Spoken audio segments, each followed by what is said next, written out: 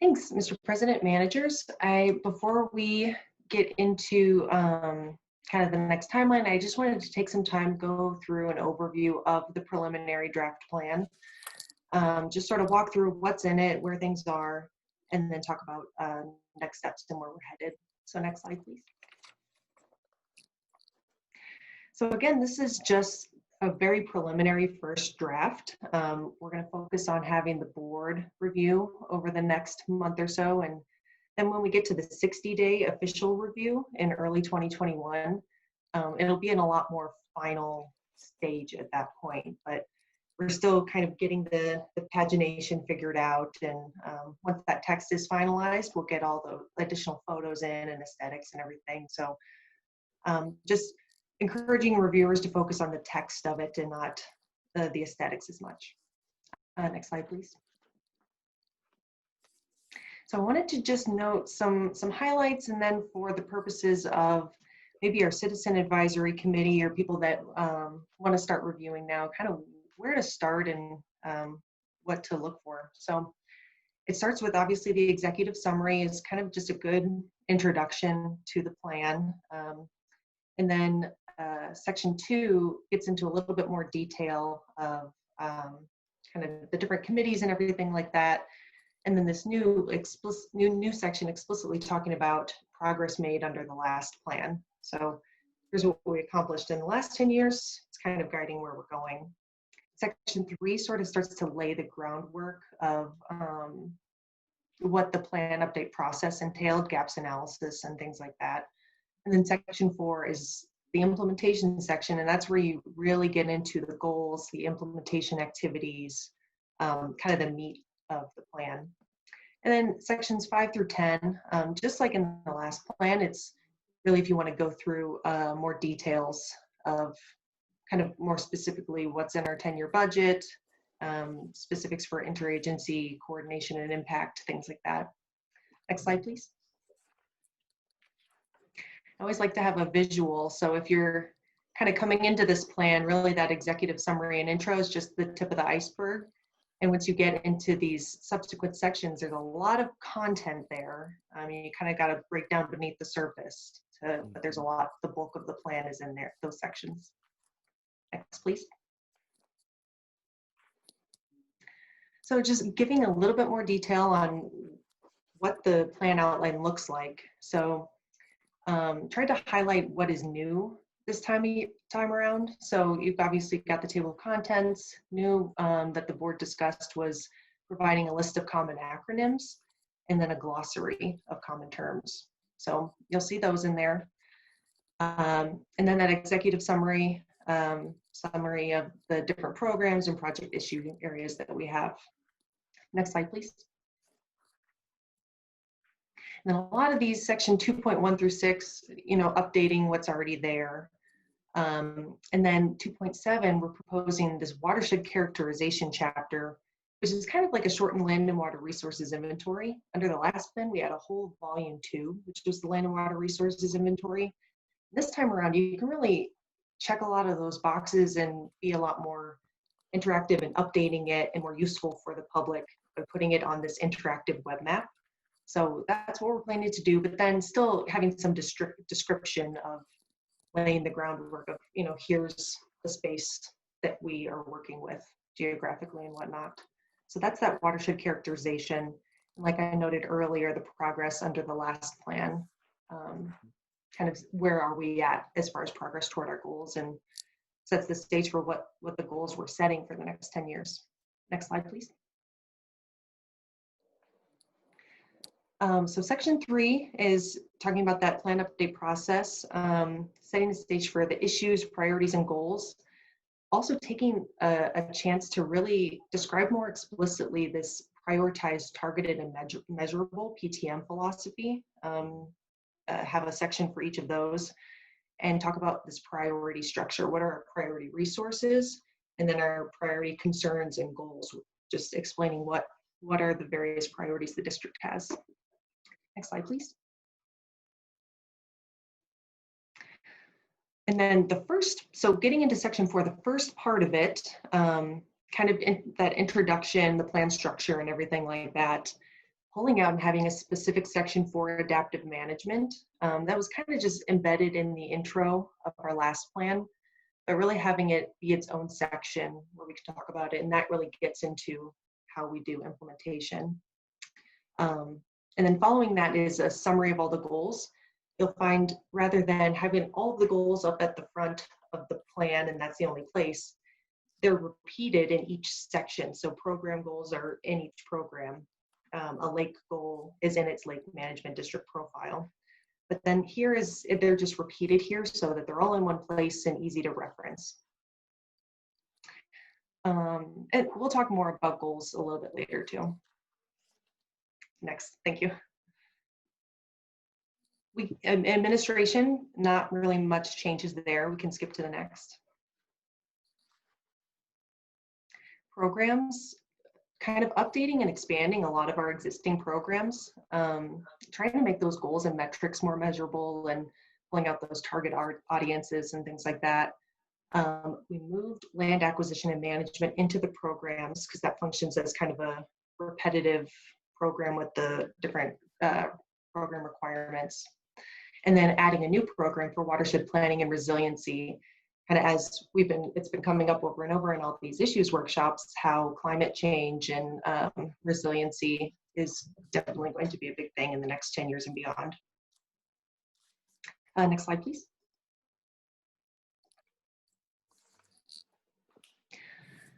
So getting into the project section, we've got basically two major sections. Sort of that district-wide section is first, and then getting more specifically into the lake management district profiles.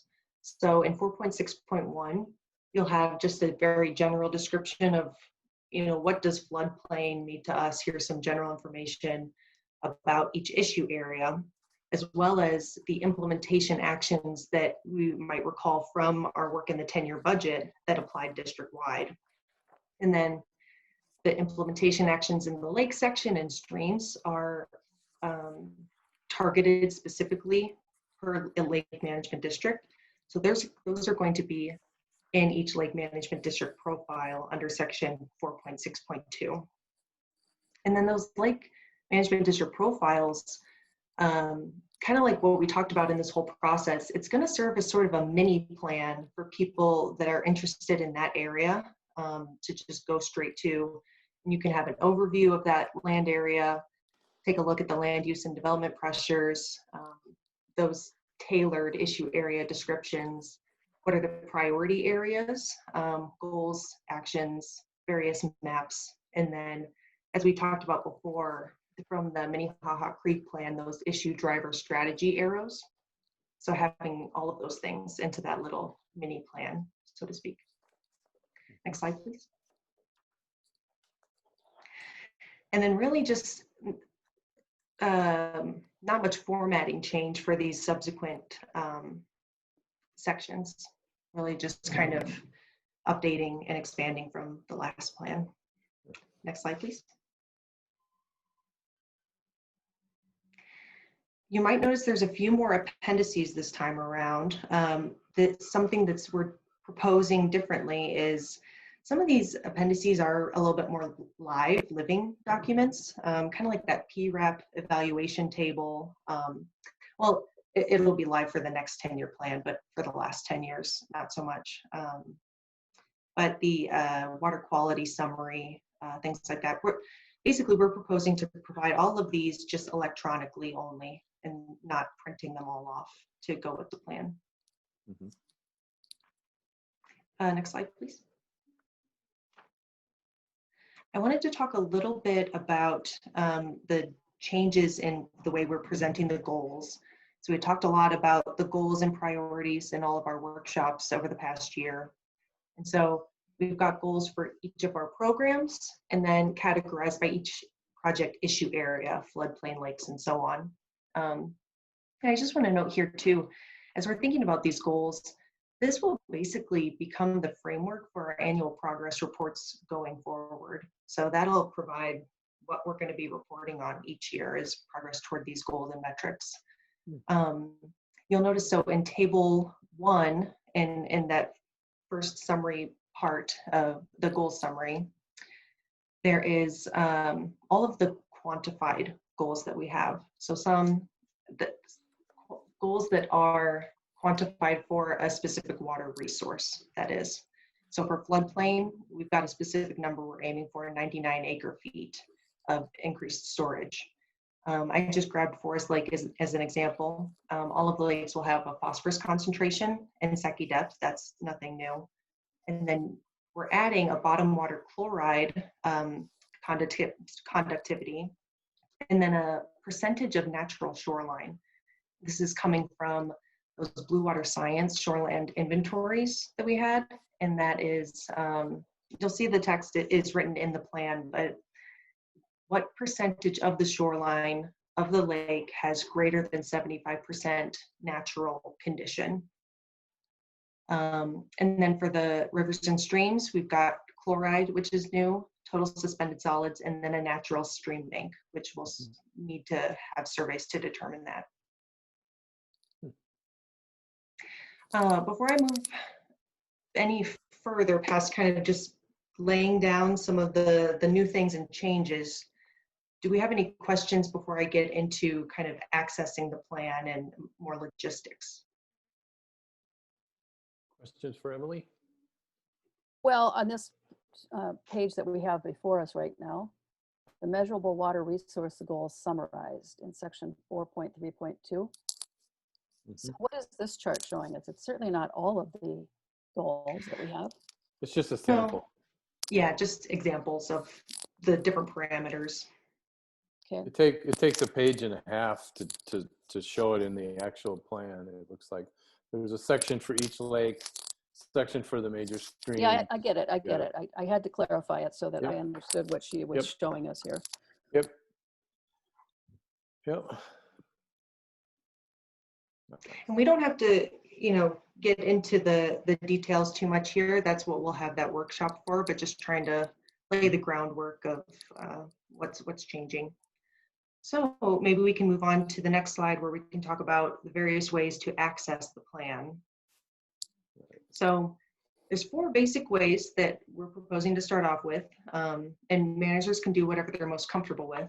We've got 4 full printed copies at the district office that you can pick up. And so if you want to write on those, give them back and we can scan them in, if you would like to provide your comments that way. You can download the PDF, and then if you've got Adobe PDF Viewer, you can leave comments on the PDF in areas that you want to comment on. We had talked about in the and you had received an email from me, and it explains it in the cover memo as well, a way for the managers to access like a Word document version. So we created a Google Drive folder that has each subsection. They're broken out pretty small because the Word document is hard to go through if it's too big. And so we've got a YouTube tutorial there, or feel free to reach out to me, but that could be another way to provide suggested red lines or comments or anything like that. And then finally, if some people are more comfortable just typing it up in an email, section 4.3.2, here's my comments, that can work as well if that's not, it doesn't get overly cumbersome. And what I'll do is track all of the comments that we received from managers in a table, basically, so that we can track what the comment is, what the response is, if there's a revision being made for it, and I'll be on the same page about how it's changing. I also just want to really quickly note again that we're focusing on the board, the CAC, and the TA, the Citizen Advisory Committee and the Technical Advisory Committee reviewing at this point. It's an open process, and it's all public documents if members of the public want to start reviewing and provide some informal comments. But again, things will likely change and shift around a little bit before we get to that official 60-day comment period. So interested readers may also wish to wait a little bit until it shakes out a little bit more. And then my last slide is just looking at upcoming events and checkpoints. So we've sent out a doodle poll to the technical advisory committee. Right, we want to set an early January meeting date. It's looking like January 7th in the afternoon is what's working for most people as of now. We are going to close the poll and finalize the date tomorrow. So as of now, that's what it's looking like. On January 12th, the Citizen Advisory Committee is going to meet, like Jessica noted earlier, and they'll talk through the plan. And then we'll be compiling all the input from these two advisory committees, and the board will have that by the time they meet and have that kind of all-day workshop on January 19th. And then we've got a few regular board meetings here and there, and then we can sort of play it adaptively. If we need to schedule another workshop in February, then we can.